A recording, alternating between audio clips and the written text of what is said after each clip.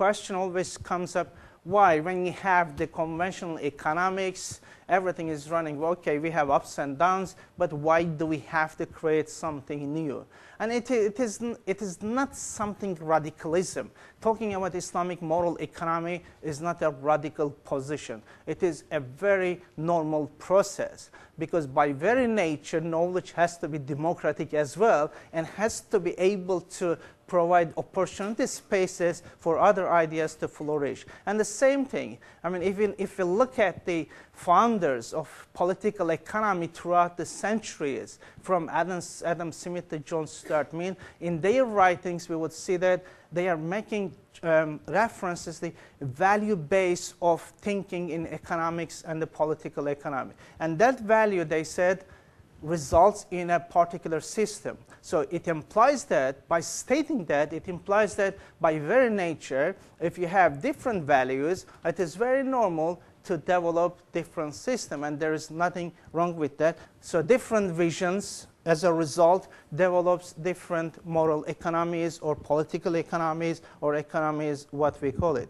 Because at the end of the day, economics is not a natural science, but it is value loaded. It is through the values we express, because now it is generally recognized. Even the conventional economics, when we teach, it is generally recognized through institutional economics, cultural economics, and etc. The values plays an important role in people's choices related to economy and finance related issues. Therefore, when we look at Islamic moral economy, why it is different, as a result of this wisdom, that is, the foundations are different, operational principles are different, like the way we construct or structure instruments in Islamic finance. Theories differ, and worldview is different, and there are certain understanding. Therefore, one way or another, Islamic moral economy is an alternative way of looking at social reality related to economic and finance.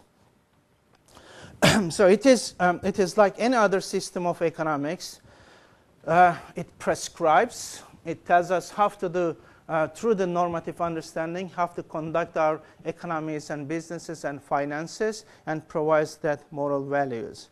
And therefore, it is an approach, it's a process of interpreting and solving the economic problems of human beings. It is a wisdom, general wisdom, open to be benefited by everyone who opts in. And therefore, it is a process of interpreting and solving the economic problems of human beings based on values, norms, laws, and institutions found and developed from the sources of Islam. And therefore, and it is important at this stage to state, that Islamic finance is the institutional aspect of this moral economy. So it is part of that larger system. As the finance the economic activity in an Islamic framework, there is a need to develop certain instruments that abide with the rules and the normative axioms of Islamic understanding. But over the years, of course, the conceptual definitions, there was some attempt, in particular, as mentioned, 70s, 80s, even some in 90s, to develop the moral economy nature, so that Islamic finance or other aspect of this moral economy can be properly engineered. And based on that wisdom, okay, just looking into the foundational principles, the philosophical foundations of this moral economy, which can remind us again the moral dimension of Islamic finance, and hence probably necessity to redirect Islamic finance. Of course, at the base of that is Tawheed, the uniqueness of God or Allah, and that is important because it's the vertical dimension of this ethical system. In other words, individuals being equal in their relationship in terms of the distance between themselves and God, in their relationship between themselves in relation to God. And hence the equality, the basis of equality starts from here.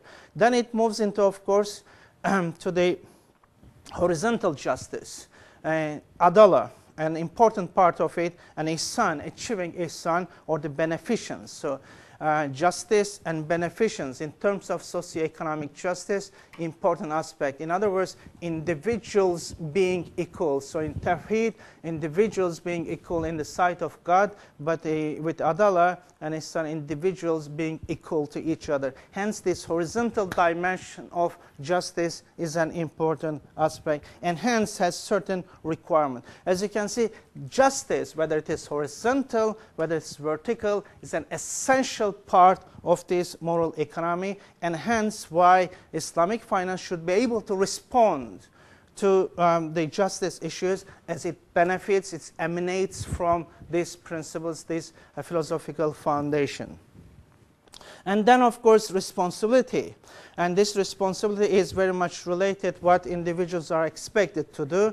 Of course, certain issues are voluntary, but certain others are compulsory issues for individuals to respond. So there's a social aspect of every asset owned or managed by private or public entities as a responsibility, like zakah, or the almsgiving being an important part of this system. But importantly, going through all this environmental crisis, in addition to financial crisis, two important concepts here. One is the rububiyah, or the divine arrangements for nourishment, sustenance, and directing things towards their perfection, and hence responding to environmental problem. In other words, it is in terms of developing the resources and responding to mutual support and sharing of the resources and divine arrangements that human efforts takes place. Everything has to be to the perfection. So the environment has to be respected because there's a perfection. And that perfection has to be respected, not to be undermined. Again, tazkiyah, purification plus growth. So growth is something accepted and encouraged in Islam. It has two aspects, of course, the material growth as well as the spiritual growth. And that again responds, but that growth again, together with rububiyah and tazkiyah, it's the harmony with individuals, harmony with a state, harmony with environment, with the natural environment, and etc. That harmony is an important aspect. Of course, then maqasid al-sharia is another axiom through which it has been possible to regenerate certain ideas to respond to the modern needs in terms of economics and financing by defining maqasid al-sharia, or the objective of sharia, as the human well-being. So all the activities, one way or another, has to be made towards human well-being as an essential bit. And hence, Islamic finance, of course, therefore has to be able to respond to that for human well-being. And these are the issues that we need to be concerned. And these foundational axioms, the one way or another, establishes the nature of the moral economy that the founding fathers attempted to create. But of course, there are, as I mentioned, theoretical problems in terms of internal consistency, but at least we have a base, and that base is important for us to develop.